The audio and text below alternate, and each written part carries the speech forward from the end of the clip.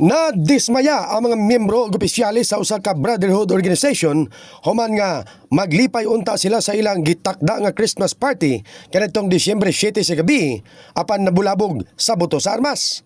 Ang resulta, nanguli ang ilang mga sakop og wala na nagpadayon sa ilang overnight party nga hangtod unta sa hapon sa adlong Domingo, Disyembre 8. Sumala sa ilang opisyal nga si Ezekiel Ticson, dismayado siya sa pagpabutog armas sa usa sa ilang sakop. Naghatag daw kining sakit sa ulo sa ilang selebrasyon. So naay brag senaryo dito nga dili maayo. So ang ako ang bilang leader diri sa Kawas, siyempre ipasipay nako ang mga problema labi ng mga inana. So nagtawag mi sa pulis. So ang pulis nagresponde man. Salamat mi sa pulis nga wala ko nahitabo.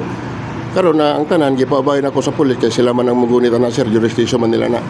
Usa ka miyembro sa grupo mao si Pro Kagawad Hermi Uro nga taga Barangay Kawas.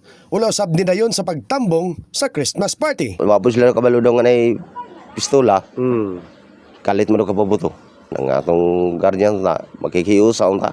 Mag-iina na mag-inawayay wala inay pulos. Ang suspect mao si Mark Villarin, 47 anyos nga taga Kawas. Giangkon ang pagpabuto og pusil. Pinalit daw niya ang kalibre 45 pang depensa sa kaugalingon.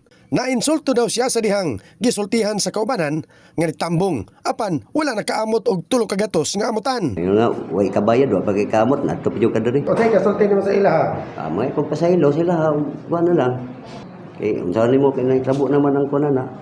Nagapangayo sabog kapasayloan ang suspect ngadto sa iyang kaubanan og sa opisyalis. Samtang nagapaabot sa formal nga reklamo. In the heart of changing lives. Kini si Verd Jason sa 89.5 Brigada News FM Jansan, The Miska News Authority.